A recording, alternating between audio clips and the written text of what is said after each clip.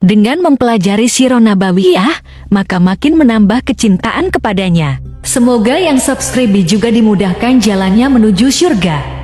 Silahkan tekan tombol like supaya postingan ini semakin tersebar. Dan tulis doa serta hajat pemirsa di kolom komentar. Semoga semakin banyak yang mengaminkan, maka semakin cepat terkabul. Nabi Sulaiman alaihi salam adalah manusia terkaya sepanjang sejarah kehidupan manusia di muka bumi. Dalam beberapa kitab suci seperti Al-Quran, Alkitab, dan Injil, Nabi Sulaiman alaihi salam dijelaskan sebagai manusia terkaya yang pernah hidup di muka bumi. Tidak ada satupun manusia yang bisa mengalahkan total kekayaannya hingga hari kiamat tiba. Para arkeolog telah menemukan situs peninggalan sejarah Islam yang mengungkap total kekayaan Nabi Sulaiman alaihi salam.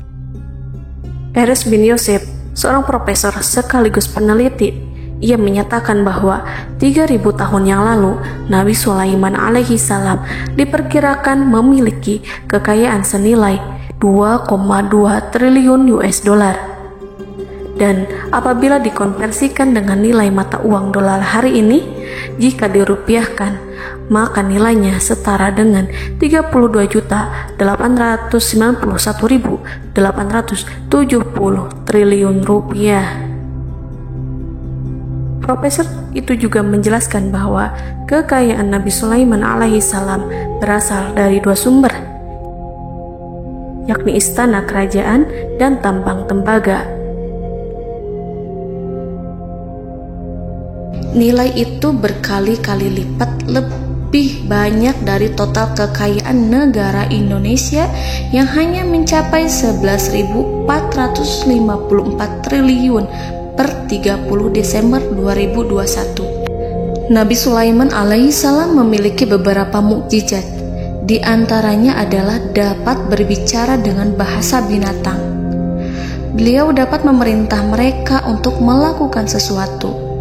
Beliau juga dapat mengendalikan besar kecilnya tekanan angin dan dapat mengatur ke arah mana angin akan berhembus.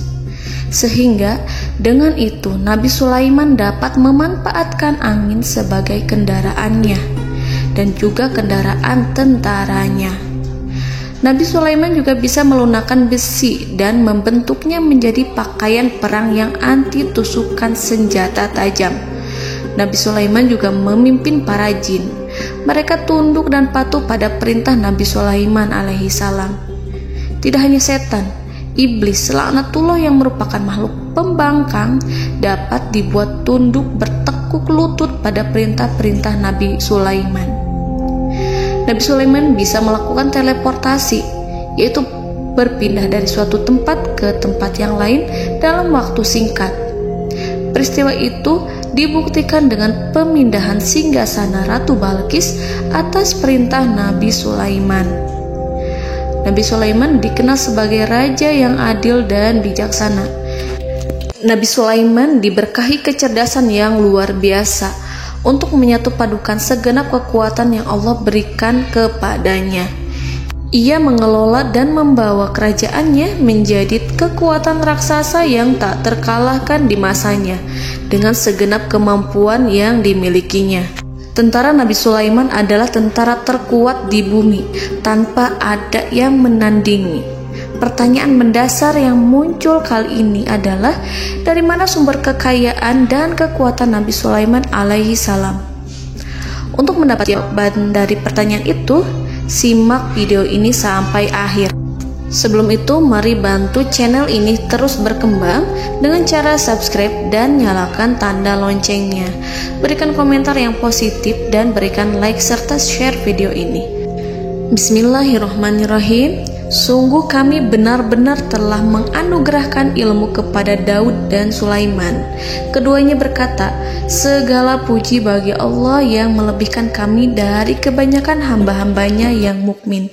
Sulaiman telah mewarisi Daud dan dia berkata, "Wahai manusia, kami telah diajari untuk memahami bahasa burung dan kami dianugerahi segala sesuatu. Sesungguhnya, semua ini benar-benar karunia yang nyata." Quran Surat An-Naml ayat 15-16.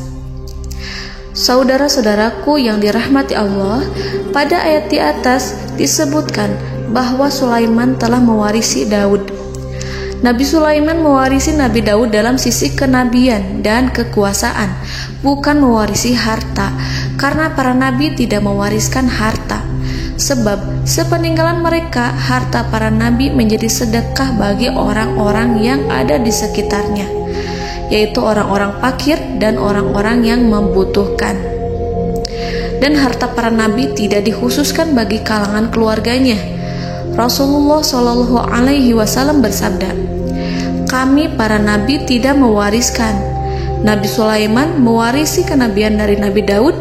Ini adalah hal yang jelas. Allah telah memilihnya sebagai nabi dari Bani Israel. Begitu juga Allah telah memberinya kekuasaan kerajaan sehingga ia menjadi pemimpin Bani Israel. Barangkali sesuatu yang paling penting yang diwarisi oleh Nabi Sulaiman dari Nabi Daud adalah tradisi militer. Kemajuan militer yang dahsyat telah berpindah kepada Nabi Sulaiman. Nabi Daud sebenarnya adalah seorang pengembala kambing yang sangat miskin, tetapi seiring dengan perjalanan waktu, ia menjadi komandan pasukan tiada tanding. Nabi Daud alaihi salam mengetahui bahwa kekuatan hakiki yang mengatur alam semesta adalah kekuatan Allah. Ketika Nabi Daud mengelurkan tangannya dan memegang potongan batu, lalu beliau melemparkannya dengan ketepel ke arah Jalut, kepala Jalut retak dan ambruk menghantam tanah. Ini sebagai bentuk demonstrasi kekuatan darinya. Kehadiran Nabi Daud mengubah pasukan Bani Israel, di mana mereka sebelumnya lari jika berhadapan dengan musuh. Maka kini keberadaan mereka mulai diperhitungkan di masa hidupnya. Nabi Daud mengalami peperangan yang sangat banyak, tapi Al-Quran tidak menceritakan secara terperinci. Hal itu dikarenakan karena Al-Quran adalah kitab dakwah di jalan Allah, bukan kitab sejarah. Al-Quran hanya menceritakan di dalam Al-Quran surat Shad ayat 20, "Dan kami kuatkan kerajaannya, kerajaan Daud." Ayat tersebut berarti bahwa Nabi Daud belum terkalahkan dalam peperangan yang diikutinya. Di samping dukungan yang Allah berikan kepadanya, juga pasukan dan rakyatnya, di mana mereka adalah orang-orang yang bertauhid, menyerahkan diri kepada Allah. Allah Subhanahu wa Ta'ala mengajarkan kepada Nabi Daud hal-hal yang menjadikan pasukannya memiliki keistimewaan yang dengannya mereka dapat mengalahkan pasukan-pasukan lain, pasukan-pasukan besar yang ada di bumi pada saat itu. Allah Subhanahu wa Ta'ala berfirman dalam surat Saba ayat 10, "Dan kami telah melunakkan besi untuknya." Baju besi mungkin akan menjadi masalah dalam benak kita. Ketika orang-orang yang berperang, baju besi cukup mengganggu gerakan mereka. Kita bisa membayangkan ketika ada dua orang berperang, salah satu dapat bergerak bebas, sementara yang lainnya tidak leluasa bergerak karena tertahan dengan pakaiannya. Namun, dengan kekuasaan Allah, Nabi Daud dapat melunakkan besi dan membuat baju besi yang ringan, yang mudah untuk digunakan. Ini adalah kemajuan penting yang Allah berikan kepada Nabi Daud dan tentaranya.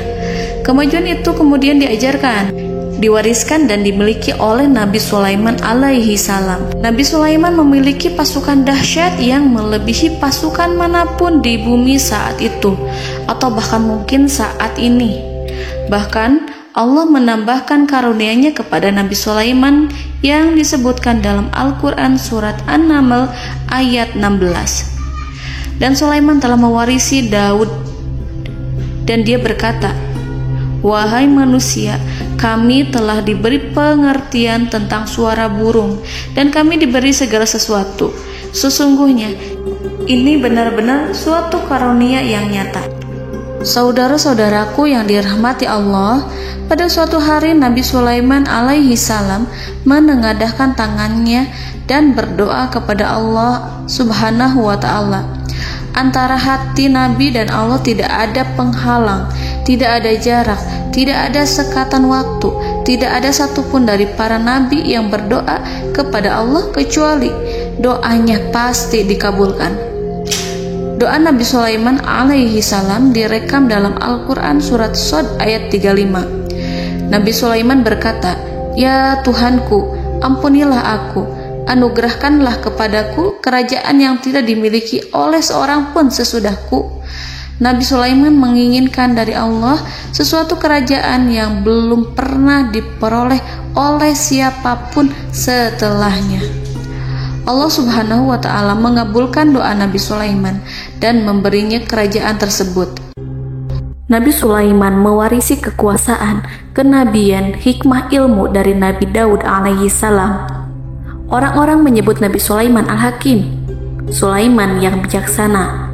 Kebijaksanaan Nabi Sulaiman tidak terbatas pada keadilannya di tengah-tengah manusia dan juga kasih sayangnya kepada mereka. Namun, kebijaksanaan Nabi Sulaiman juga berlaku di kalangan burung dan binatang lainnya. Nabi Daud juga mengenal bahasa burung, tetapi Nabi Sulaiman dapat berbicara dengan bahasa burung. Bahkan, ia dapat menggantikannya sebagai pembantunya. Ketika Nabi Daud bertasbih di gunung, burung-burung serta binatang buas ikut bertasbih bersamanya. Bahkan angin pun berhenti untuk mendengarkan tasbih itu. Sedangkan Nabi Sulaiman alaihi salam, Allah Subhanahu wa ta'ala memberinya karunia lebih dari itu, di mana binatang-binatang buas tunduk padanya, begitu juga angin dan burung.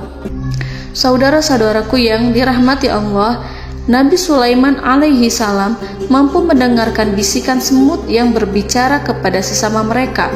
Bahkan ia mampu memerintahkan semut tersebut sehingga semut itu menjadi taat pada perintahnya.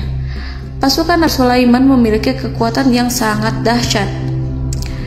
Belum pernah ada di dunia ini satu pasukan pun yang memiliki kekuatan seperti itu.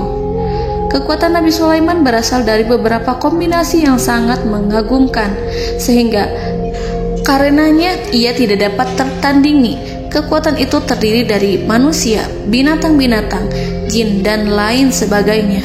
Kita mengetahui bahwa jin adalah makhluk Allah dan manusia tidak mampu melihatnya atau menghadirkannya atau meminta pertolongan kepadanya. Sedangkan Nabi Sulaiman telah diberi Allah suatu kemampuan untuk menundukkan jin, mempekerjakan mereka sebagai tentara di tengah-tengah peperangan. Bahkan ia mampu menjadikan mereka sebagai pekerja-pekerja kasar di kerajaannya saat tidak ada peperangan. Oleh sebab itu, ketika ada pasukan lain yang mencoba melawan pasukan Nabi Sulaiman, mustahil mereka akan mendapatkan kemenangan. Bahkan pasukan Nabi Sulaiman diperkuat oleh pasukan burung. Burung di pasukan Nabi Sulaiman memerankan tugas penting, yaitu menjadi agen intelijen. Kita mengetahui bahwa peranan informasi saat peperangan adalah hal yang penting. Dari informasi tersebut, pasukan dapat mengetahui keadaan lawannya. Demikianlah peranan burung pada pasukan Sulaiman. Ia terbang di tengah-tengah musuh. Kemudian, ia kembali kepada Nabi Sulaiman untuk menyampaikan berita tentang keadaan lawannya. Di samping jin dan burung, Allah juga menundukkan angin untuk Nabi Sulaiman. Nabi Sulaiman dapat memerintahkan angin dan ia mampu untuk menaiki angin tersebut. Dalam Al-Quran surat Shad ayat 36-40, Allah Subhanahu wa ta'ala berfirman, "Kami tundukkan kepada angin yang berhembus dengan baik menurut kemana saja yang dikehendaki Sulaiman. Dan kami tundukkan pula kepadanya setan-setan, semuanya ahli bangunan dan penyelam, dan setan yang lain yang terikat dalam belenggu. Inilah anugerah kami, maka berikanlah kepada orang lain atau tahanlah untuk dirimu tanpa perhitungan, dan sesungguhnya dia mempunyai kedudukan yang dekat pada sisi kami dan tempat kembali yang baik." Saudara-saudaraku yang dirahmati Allah, Allah Subhanahu wa Ta'ala juga memberikan kemampuan yang tak seorang pun dari para nabi mendapatkannya, yaitu kemampuan untuk memerintah setan. Setan adalah salah satu bagian dari jin. Ia adalah kelompok yang celaka dari bangsa jin. Kelompok ini sebenarnya tidak mampu dikuasai oleh manusia. Bahkan jin yang soleh tidak dapat mengatur setan. Adapun Nabi Sulaiman, Allah telah memberinya kekuasaan untuk menundukkan setan dan mempekerjakannya, bahkan mengikatnya dengan rantai serta menghukumnya jika ia menentang pada perintahnya. Setan membangun untuk Sulaiman istana-istana, patung-patung dan alat-alat perang. Bahkan setan-setan itu menyelam ke dasar lautan untuk mengeluarkan permata dan yakut untuk Sulaiman. Jika di antara setan yang menentang perintahnya, maka Nabi Sulaiman alaihi salam mengikatnya dengan rantai. Ini semua menunjukkan kekayaan Nabi Sulaiman dan kekuasaannya, di mana ia mampu mengatur banyak makhluk di bumi ini. Tentu saja, kemampuan itu semua adalah atas izin dari Allah Subhanahu wa Ta'ala sebagai mukjizat darinya. Allah Subhanahu wa Ta'ala berfirman dalam Al-Quran surat Saba ayat 12, dan sebagian dari jin adalah yang bekerja di hadapannya di bawah kekuasaannya dengan izin Tuhannya, dan siapa yang menyimpang di antara mereka dari perintah kami, maka kami rasakan kepadanya azab neraka yang apinya menyala-nyala.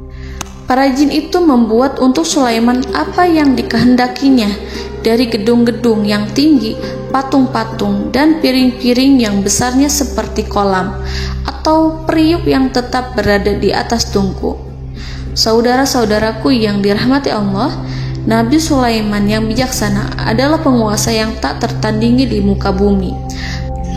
Meskipun memperoleh nikmat-nikmat khusus yang agung itu yang Allah berikan kepada Sulaiman, beliau tetap menunjukkan dirinya sebagai manusia yang paling banyak berzikir kepada Allah dan manusia yang paling banyak bersyukur di zamannya.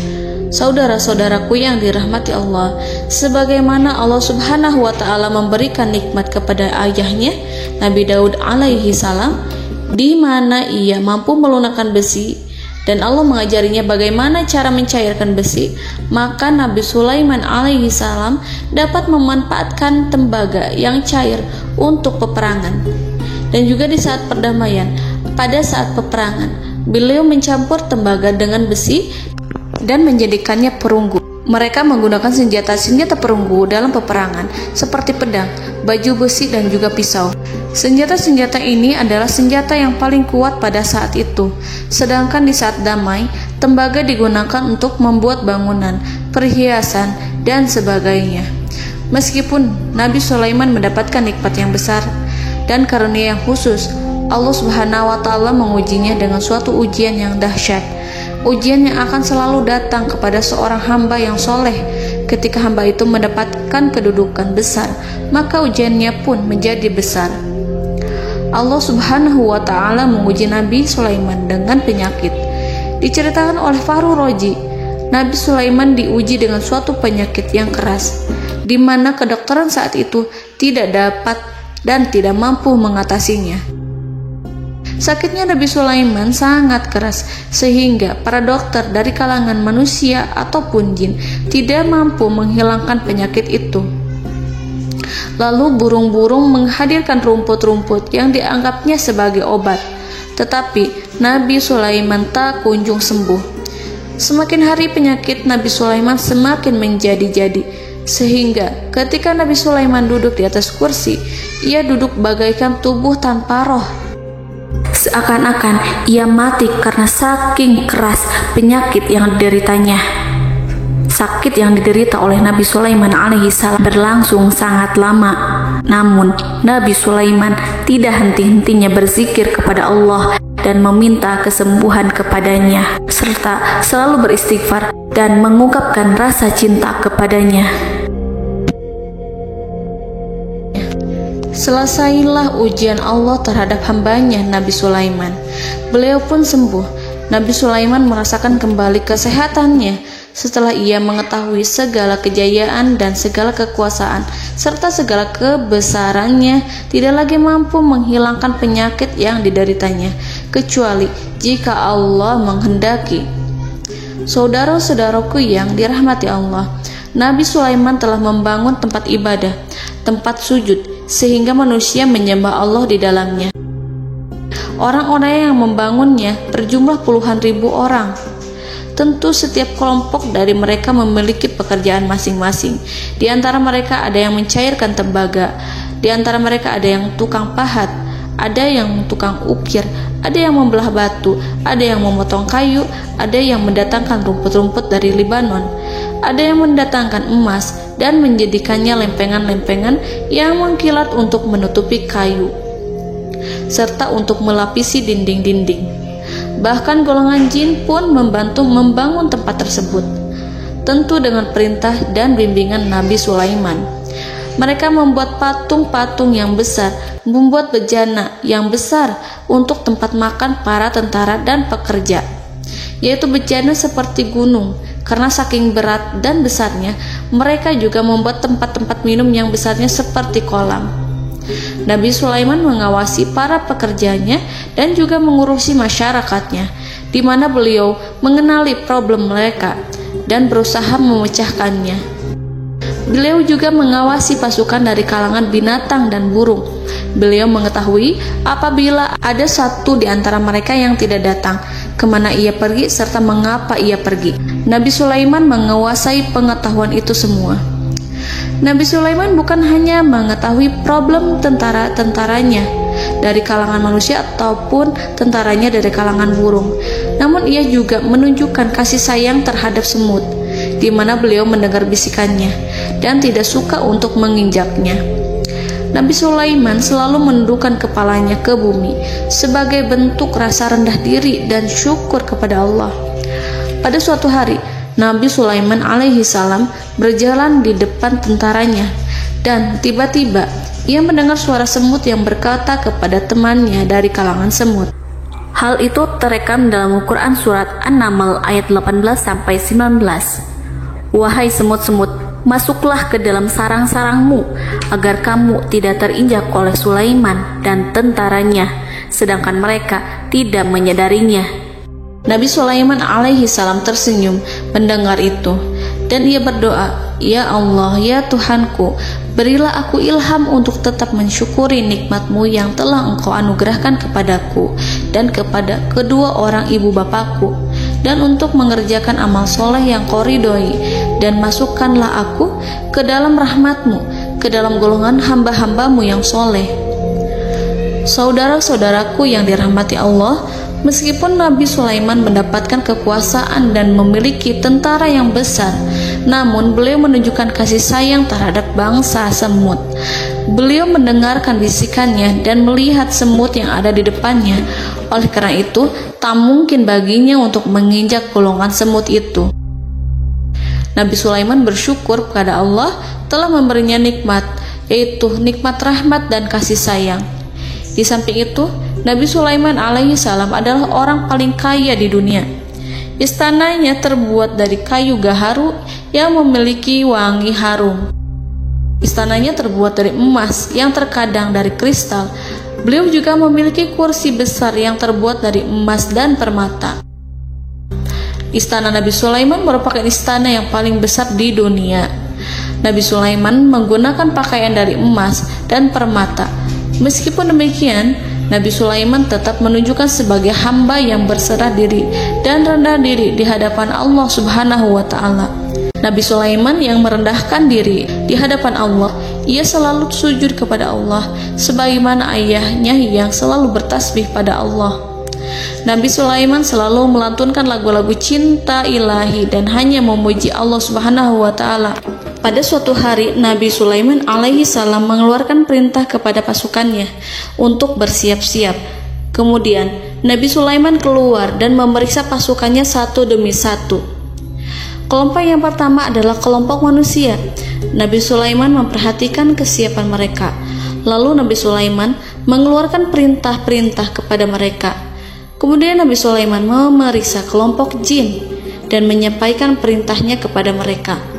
Beliau memenjarakan jin yang tampak bermalas-malasan saat bekerja. Lalu beliau memeriksa binatang dan berkata kepada mereka, apakah mereka sudah makan dengan baik? Apakah mereka tidur dengan nyenyak?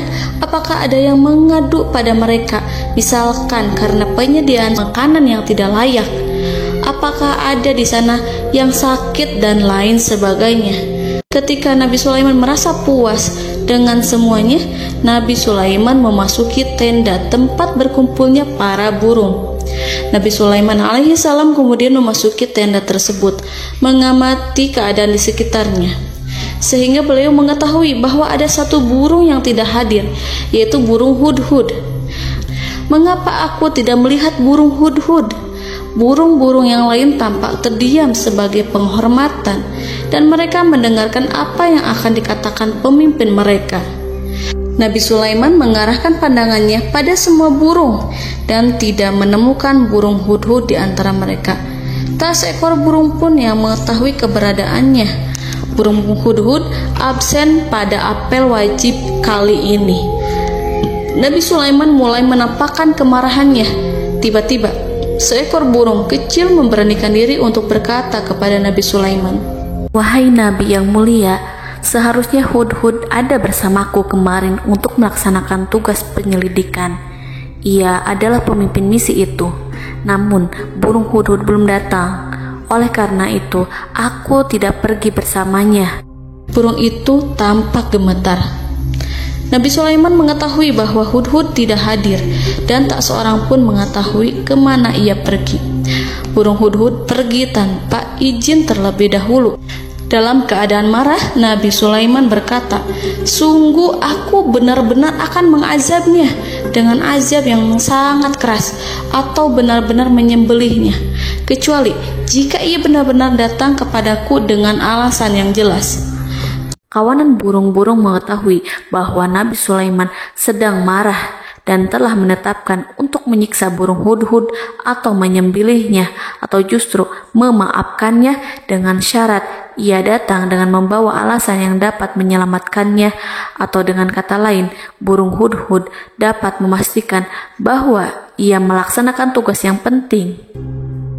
Nabi Sulaiman menunjukkan kemarahan yang besar sehingga siapapun akan merasa takut kepada Nabi Sulaiman yang marah. Nabi Sulaiman kemudian pergi dari tempat burung tersebut. Nabi Sulaiman masih memikirkan keadaan burung hudhud. Seharusnya burung hudhud menjadi bagian penting dari badan intelijen. Apakah ia pergi untuk menyingkap suatu, atau apakah ia pergi hanya untuk bermain-main? Nabi Sulaiman telah memperhatikan dan mengetahui bahwa burung hudhud adalah seekor burung yang cerdik dan juga fasih berbicara. Terkadang Nabi Sulaiman mendapati burung hudhud sedang bermain-main dan menunda-nunda pekerjaannya. Namun ketika Nabi Sulaiman melihatnya, burung hudhud memahami bahwa perbuatannya tidak benar. Oleh karena itu, ia tidak boleh menyampur adukan antara waktu serius dan waktu bermain. Tidak lama setelah itu, burung hudhud tiba di tempat para burung. Burung-burung yang lain berkata kepadanya, "Wahai hudhud, pergilah engkau ke tempat Nabi Sulaiman. Jika ia mengetahui bahwa engkau telah sampai, jiwamu benar-benar terancam." Mendengar itu, burung hudhud segera beranjak. Ia terbang menemui Nabi Sulaiman. Pada waktu itu, Nabi Sulaiman sedang duduk bersama tentaranya yang lain. Burung hudhud berdiri. Ia telah merencanakan untuk memulai pembicaraan dengan Nabi Sulaiman sebelum Nabi Sulaiman bertanya kepadanya kemana dia pergi. Ini sebagai bukti bahwa hudhud telah melaksanakan suatu tugas yang penting. Dalam Al-Quran Surat An-Naml ayat 22, burung hudhud berbicara, "Aku telah mengetahui sesuatu yang kamu belum mengetahuinya, dan kubawa kepadamu dari negeri Saba suatu berita penting yang diyakini seakan-akan burung hudhud hendak berkata, 'Aku adalah hudhud yang miskin, tapi aku mengetahui apa yang tidak engkau ketahui, dan aku telah datang kepadamu dari kerajaan Saba dengan membawa berita yang sangat penting.'" Nabi Sulaiman tampak terdiam menunggu hudhud menyelesaikan kisahnya. Dalam surat An-Naml ayat 23-24, burung hudhud berkata, Sesungguhnya aku menjumpai seorang wanita yang memerintah mereka. Dia dianugerahi segala sesuatu serta mempunyai singgasana yang besar. Aku mendapati dia dan kaumnya menyembah matahari selain Allah. Dan setan-setan telah menjadikan mereka memandang indah perbuatan-perbuatan mereka, lalu menghalangi mereka dari jalan Allah, sehingga mereka tidak mendapat petunjuk. Burung hudhud diam.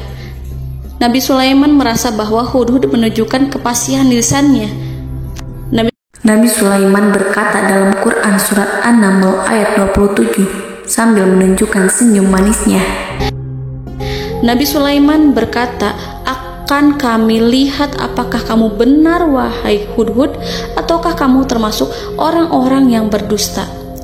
Seakan-akan burung hudhud ingin mengatakan, "Aku tidak berbohong, wahai Nabi yang mulia." Namun diamnya Sulaiman membuat takut sehingga burung hudhud terdiam. Nabi Sulaiman terdiam karena berpikir, lalu ia memutuskan sesuatu setelah itu. Beliau melihat kepada lainnya dan meminta secari kertas. Nabi Sulaiman menulis surat singkat dan menyerahkannya kepada hudhud, serta memerintahkan kepadanya seperti yang dikatakan dalam Quran surat An-Naml ayat 28. "Pergilah dengan membawa suratku ini, lalu jatuhkanlah kepada mereka, kemudian berpalinglah dari mereka, lalu perhatikanlah apa yang mereka bicarakan." Al-Quranul Karim hanya menceritakan dalam Quran surat An-Naml bagaimana perginya hudhud dan bagaimana ia menyerahkan surat itu. Lalu Al-Quran langsung menyebut keadaan kerajaan Balqis yang saat itu sedang membaca surat di depan para pembesar kerajaan dan para menterinya. Dalam Al-Quran surat An-Naml ayat 29-31 berkatalah Balqis, "Wahai pembesar-pembesar, sesungguhnya telah dijatuhkan kepadaku sebuah surat yang mulia. Sesungguhnya surat ini dari Sulaiman, dan sesungguhnya isinya dengan menyebut nama Allah yang Maha Pengasih lagi Maha Penyayang, bahwa janganlah kalian berlaku sombong terhadapku, dan datanglah kepadaku sebagai orang yang berserah diri." Saudara-saudaraku yang dirahmati Allah, dalam surat tersebut Nabi Sulaiman menyebutkan supaya mereka menyerahkan diri dan tunduk kepada perintah Nabi Sulaiman. Nabi Sulaiman memerintahkan agar mereka meninggalkan penyembahan terhadap matahari. Nabi Sulaiman tidak mempersoalkan akidah mereka dan tidak memuaskan mereka dengan apapun. Nabi Sulaiman hanya memerintahkan bahwa ia berada di atas kebenaran. Bukankah ia didukung kekuatan yang berlandaskan keyakinan yang dimilikinya? Nabi Sulaiman hanya memerintahkan mereka agar tunduk dan patuh kepadanya. Ratu Sabak menyampaikan surat tersebut di tengah-tengah kaumnya. Dalam Quran surat An-Naml ayat 32 dijelaskan, "Dan berkatalah Balqis, wahai para pembesar, berilah aku pertimbangan dalam urusanku ini. Aku tidak pernah memutuskan sesuatu persoalan sebelum kamu berada dalam majelisku." Saudara-saudaraku yang dirahmati Allah, para pembesar istana Balqis menentang surat tersebut. Isi surat itu membangkitkan kesombongan kaum Sabak, di mana mereka merasa lebih kuat. Mereka mengetahui bahwa di sana ada seorang yang mencoba menentang mereka dan mengisyaratkan peperangan kepada mereka. Lalu ia meminta kepada mereka untuk memenuhi syarat-syaratnya sebelum terjadinya peperangan dan kekalahan.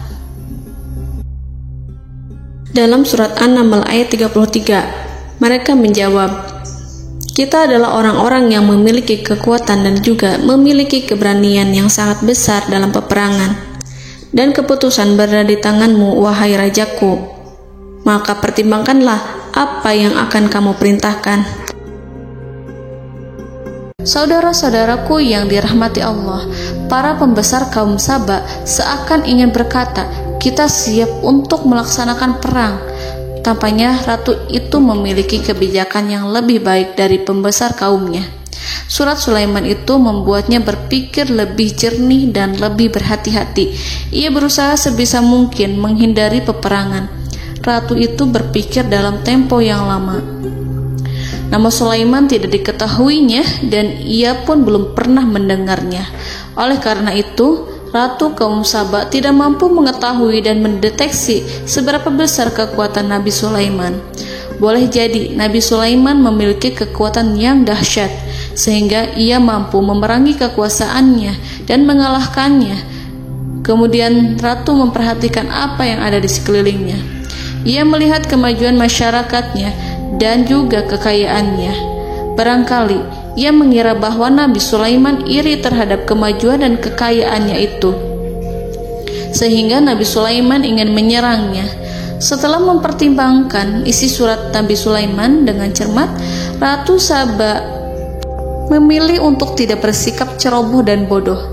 Ratu lebih suka untuk menggunakan bahasa kelembutan. Ia mengirim kepada Nabi Sulaiman suatu hadiah yang besar. Ratu mengira bahwa Nabi Sulaiman seorang yang ambisius, yang boleh jadi ia telah mendengar tentang kekayaan kerajaan Saba. Para utusan pergi dengan membawa hadiah dari Ratu Saba. Ratu berharap agar mereka dapat memasuki kerajaan Nabi Sulaiman dan akan mengetahui kondisi kerajaannya. Saat mereka pulang, Ratu ingin mendengar secara langsung dari mereka tentang bagaimana keadaan kaum Nabi Sulaiman dan pasukannya. Setelah mendapatkan informasi yang cukup, maka Ratu Balqis dapat membuat sesuatu keputusan yang tepat. Ratu menyembunyikan apa yang terlintas dalam pikirannya, lalu ia berbicara kepada pembesar istananya bahwa ia dapat menyingkap niat jahat Raja Sulaiman melalui cara mengirimkan hadiah kepadanya. Ratu lebih memilih cara tersebut dan menunggu reaksi dari Nabi Sulaiman. Ratu berhasil memuaskan para pembesar istana, dan untuk sementara ia menghilangkan ide untuk berperang. Karena para raja jika menyerang suatu desa, maka pemimpin desa tersebut adalah orang yang paling banyak mendapatkan kehinaan. Akhirnya, para pembesar kaumnya merasa puas dengan pikiran Ratu Balqis. Saudara-saudaraku yang dirahmati Allah, dalam surat An-Naml ayat 34-35 dijelaskan, Ratu Balqis berkata, "Sesungguhnya raja-raja apabila memasuki suatu negeri, niscaya mereka akan membinasakannya dan menjadikan penduduknya yang mulia menjadi hina. Dan demikian pula lah yang akan mereka perbuat. Dan sesungguhnya aku akan mengirim utusan kepada mereka dengan membawa hadiah, dan aku akan menunggu apa yang akan dibawa kembali oleh utusan itu." Kemudian sampailah hadiah dari Ratu Balqis kepada Nabi Sulaiman.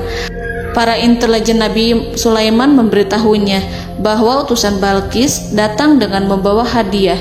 Nabi Sulaiman langsung mengetahui bahwa Ratu Balqis itu sengaja mengirim orang-orangnya untuk mengetahui atau untuk mendapatkan informasi tentang kekuatannya. Lalu setelah itu ia akan mengambil keputusan atau mengambil sikap kepada kerajaan Sulaiman.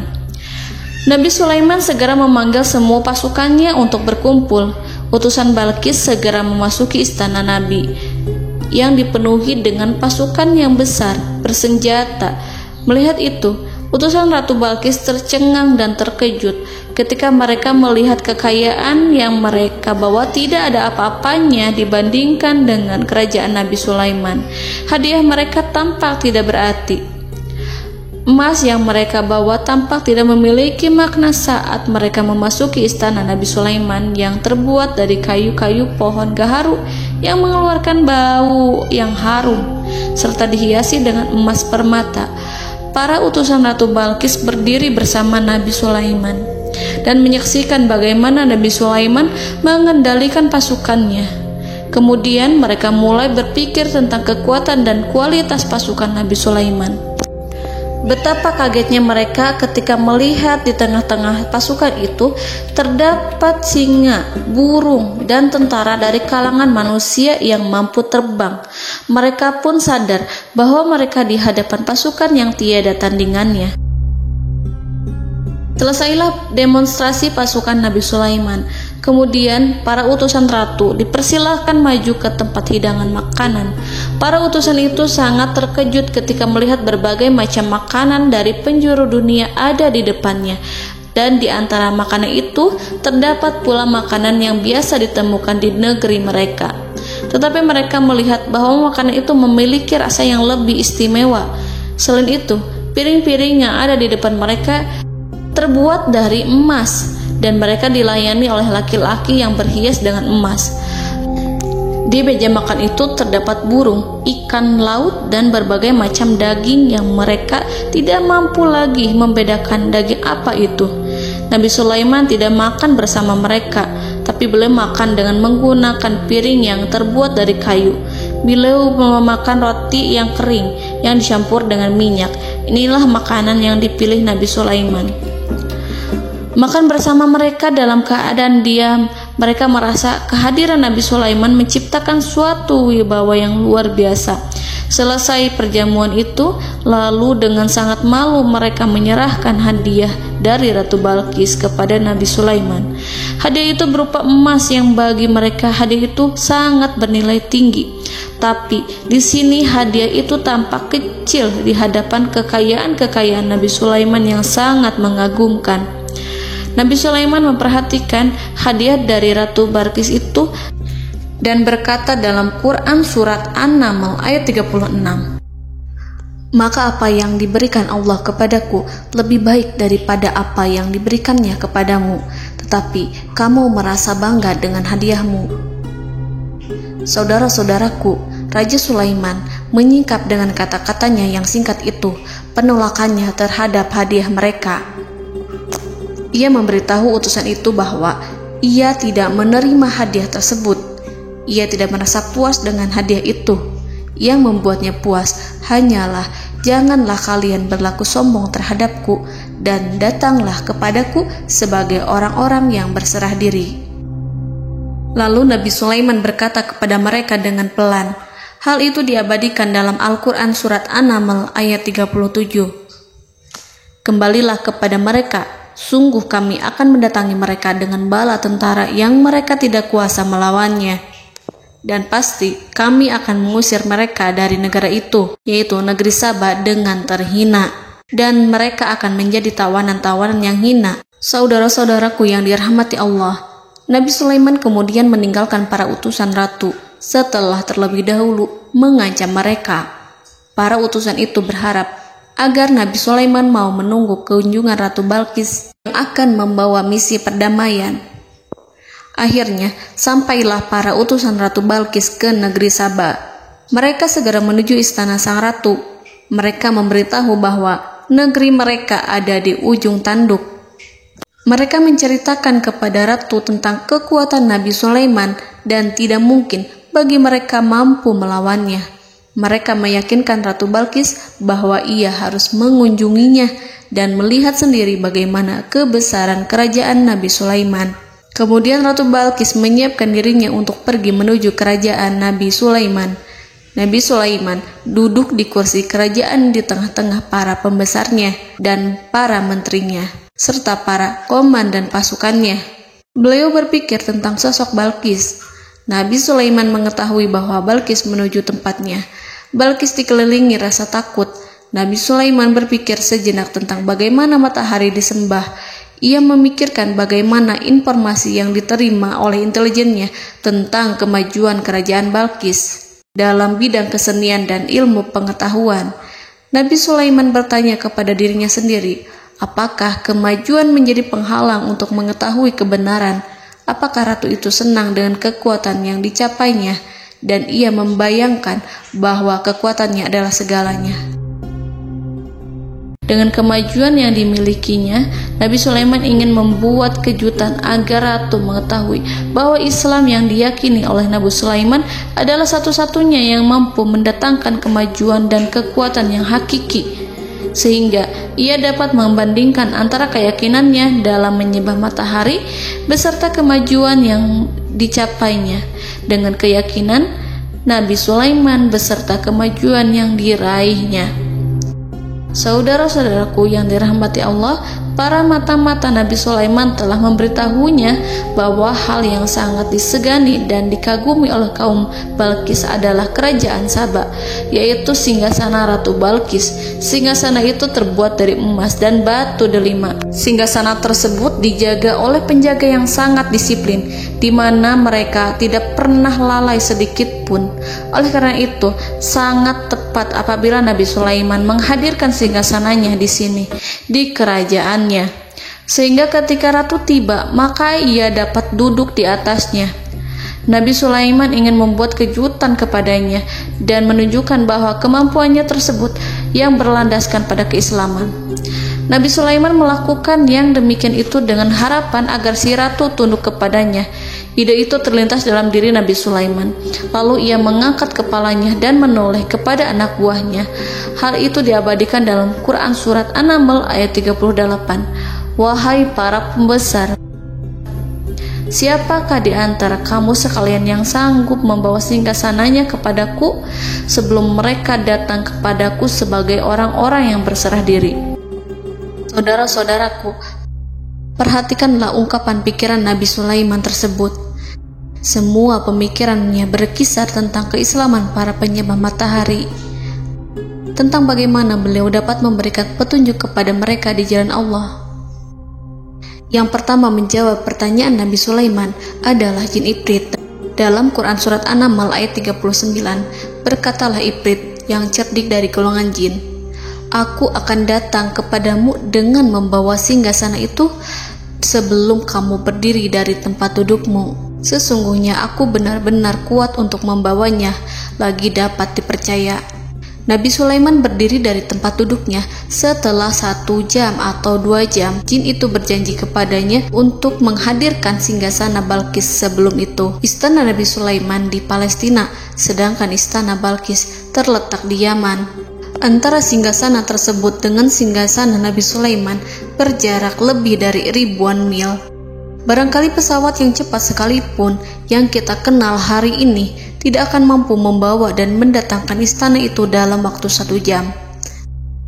Tetapi masalahnya di sini, berhubung dengan kekuatan jin yang serba misterius, Nabi Sulaiman tidak mengomentari sedikit pun terhadap apa yang dikatakan oleh Ifrit. Nabi Sulaiman tampak menunggu tanggapan lain yang mampu menghadirkan singgasana Balkis yang lebih cepat dari jin Ifrit.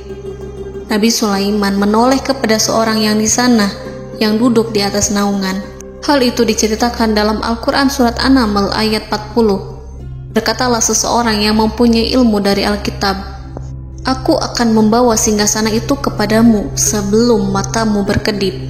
Maka tatkala Sulaiman melihat singgasana itu terletak di hadapannya, ia pun berkata, "Ini termasuk karunia Tuhanku untuk menguji aku, apakah aku akan bersyukur atau mengingkari nikmatnya? Dan barang siapa yang bersyukur, maka sesungguhnya dia bersyukur untuk kebaikan dirinya sendiri. Dan barang siapa yang ingkar, maka sesungguhnya Tuhanku Maha Kaya lagi Maha Mulia." Saudara-saudaraku, belum lama seseorang yang mempunyai ilmu dari Alkitab menyatakan kalimatnya, sehingga singgasana itu tiba-tiba ada di depan Nabi Sulaiman, yang mampu menghadirkan singgasana itu lebih cepat dari kedipan mata. Al-Quranul Karim tidak menyingkap kepribadian seseorang yang menghadirkan singgasana itu. Al-Quran hanya menggarisi bahwa orang itu mempunyai ilmu dari Alkitab. Al-Quran tidak menjelaskan kepada kita apakah ia seorang malaikat, ataukah manusia, ataukah jin. Al-Quran sengaja tidak menyingkap hakikat kitab yang dimaksud. Saudara-saudaraku yang dirahmati Allah, setelah melihat singgasana itu, Nabi Sulaiman bersyukur kepada Allah. Ia mulai memperhatikan singgasana sang ratu. Singgasana tersebut merupakan simbol pembangunan dan juga kemajuan. Tetapi tampaknya ia hanya sesuatu yang biasa saja jika dibandingkan dengan kekuasaan dan kebesaran ciptaan yang dibuat oleh manusia dan jin di kalangan istana Nabi Sulaiman. Nabi Sulaiman memikirkan dalam tempo yang sangat lama singgasana Ratu Balkis itu. Kemudian beliau memerintahkan agar singgasana itu diperbaiki, sehingga saat Ratu Balkis datang, dia akan mengujinya. Apakah Ratu Balkis dapat mengenali singgasananya ataukah tidak?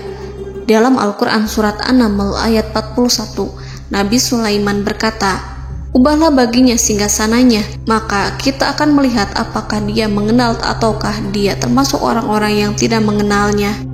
Saudara-saudaraku yang dirahmati Allah, Nabi Sulaiman memerintahkan agar dibangun istana yang akan digunakan untuk menyambut Ratu Balkis.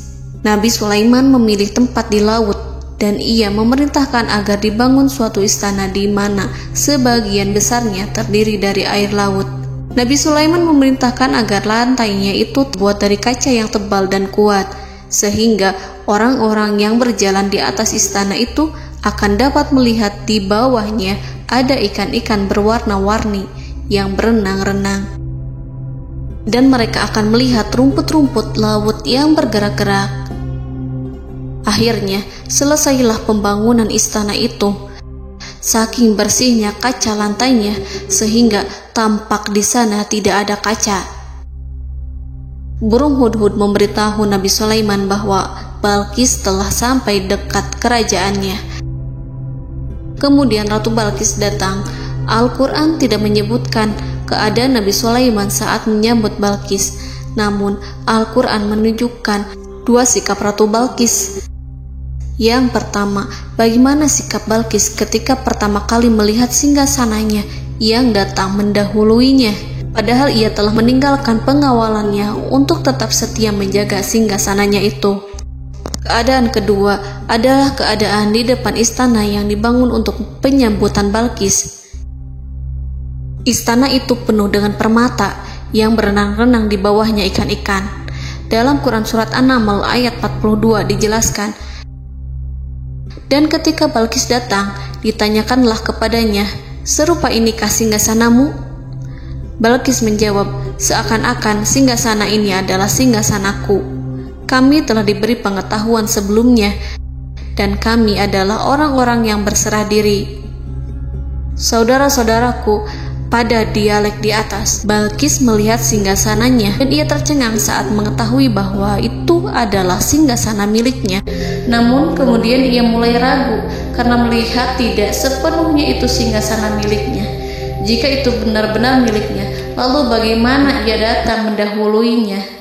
Dan bila bukan singgasananya, maka bagaimana Sulaiman dapat meniru sepersis dan seteliti itu? Padahal Sulaiman tidak pernah sekalipun ke kerajaannya. Nabi Sulaiman berkata saat melihat Balqis mengamati singgasananya, apakah ini singgasanamu? Balqis terlihat sangat kebingungan, namun setelah itu ia menjawab, sepertinya benar. Nabi Sulaiman berkata, kami telah diberi ilmu sebelumnya dan kami sebagai orang-orang muslim. Saudaraku yang dirahmati Allah, melalui pertanyaan Nabi Sulaiman ingin mengisyaratkan kepada Balqis agar ia membandingkan antara keyakinannya beserta ilmu yang dicapainya dengan keyakinan Nabi Sulaiman yang muslim beserta pengetahuan yang telah diraihnya.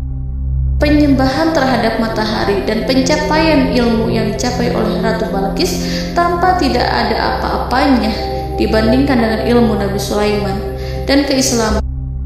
Nabi Sulaiman telah mendahuluinya dalam bidang ilmu karena keislamannya. Karena itu, sangat mudah baginya untuk mengungguli Balqis dalam ilmu-ilmu yang lainnya. Demikianlah yang disyaratkan dalam pertanyaan Nabi Sulaiman kepada Ratu Balqis. Ratu Saba itu mengetahui bahwa ini adalah singgasananya, di mana singgasana itu datang lebih dahulu daripada dirinya. Beberapa bagian darinya telah diubah saat Balqis masih di perjalanan menuju ke tempat Nabi Sulaiman. Ia berpikir kemampuan apa yang dimiliki Nabi Sulaiman. Ratu Balqis tercengang melihat apa yang disaksikannya, yang berupa buah dari keimanan Nabi Sulaiman dan hubungannya dengan Allah Subhanahu wa Ta'ala. Sebagaimana Balqis juga tercengang ketika melihat kemajuan di bidang ilmu pembangunan, seni, dan ilmu-ilmu yang lainnya. Maka ia tidak lebih kagum lagi saat melihat hubungan yang kuat antara keislaman Nabi Sulaiman dengan ilmunya, serta kemajuan yang diraihnya. Dalam Al-Quran Surat An-Naml ayat 43 dijelaskan, dan apa yang disembahnya selama ini selain Allah mencegahnya untuk melahirkan keislamannya, karena sesungguhnya ia terdahulu termasuk orang-orang yang kafir. Saudara-saudaraku yang dirahmati Allah, berguncanglah dalam benak Balqis ribuan hal ketika melihat keyakinan kaumnya runtuh di hadapan Nabi Sulaiman. Ia menyadari matahari yang disembahnya hanya merupakan ciptaan Allah, dan Allah lah yang menggerakkannya untuk hamba-hambanya. Lalu terbitlah matahari kebenaran dalam dirinya.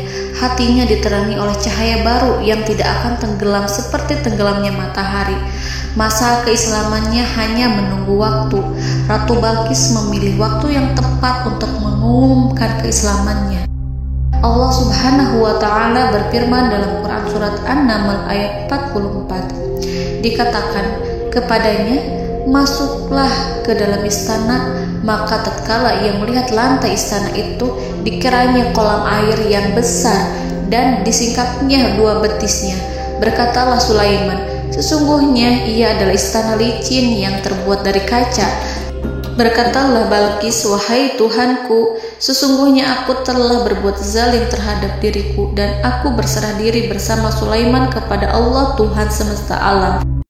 Saudara-saudaraku yang dirahmati Allah, dikatakan kepada Balqis, masuklah ke dalam istana.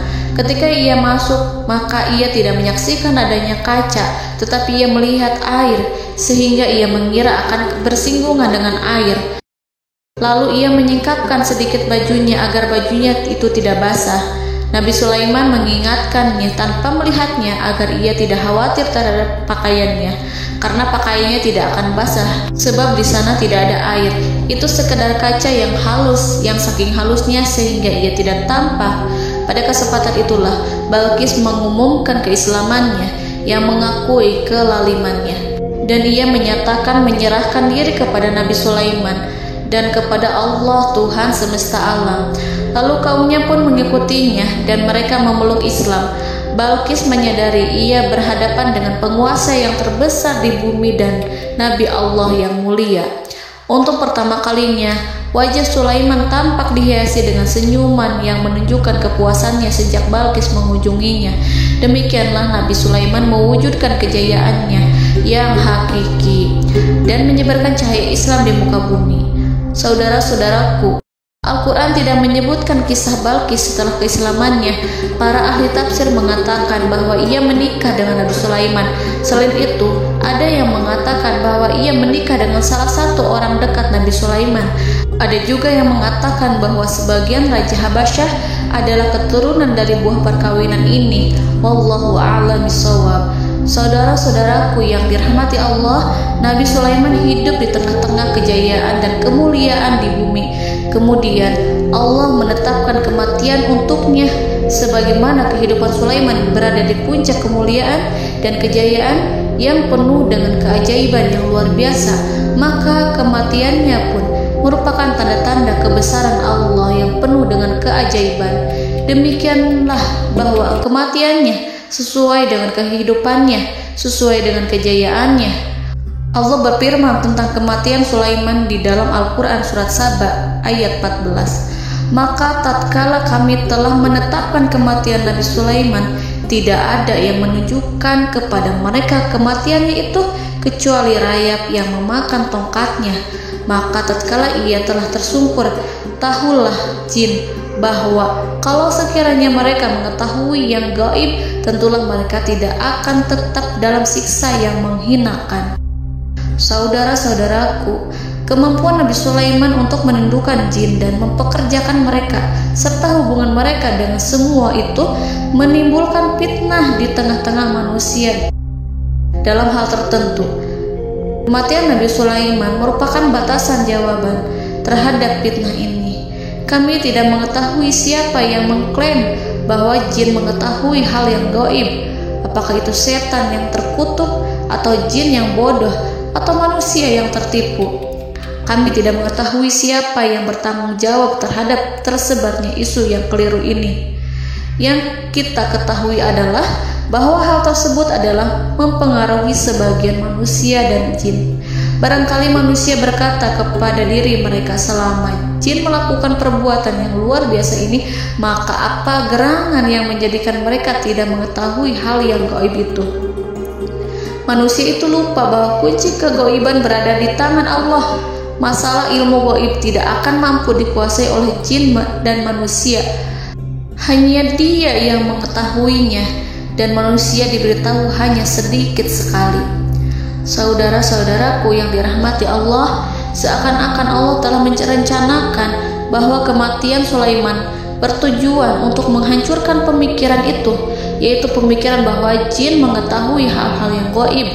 Jin bekerja untuk Nabi Sulaiman selama beliau hidup, dan tatkala beliau meninggal, maka tugas mereka menjadi bebas. Nabi Sulaiman meninggal tanpa diketahui oleh jin, sehingga mereka tetap bekerja untuk mereka, tetap mengabdi kepada Sulaiman. Seandainya mereka mengetahui hal yang gaib, niscaya mereka tidak akan meneruskan pekerjaan mereka. Saudara-saudaraku, pada suatu hari Nabi Sulaiman memasuki mihrabnya untuk itikaf ibadah dan beribadah kepada Allah. Tak seorang pun yang berani mengganggu khalwatnya. Mihrab Sulaiman terletak di puncak gunung dan dindingnya terbuat dari permata. Pada suatu hari Nabi Sulaiman duduk bersandar pada tongkatnya dan ia tampak tenggelam dalam tafakur. Beliau berzikir pada Allah hingga rasa kantuk menguasainya. Lalu setelah itu malaikat maut menemuinya. Nabi Sulaiman pun meninggal. Beliau bersandar kepada tongkatnya.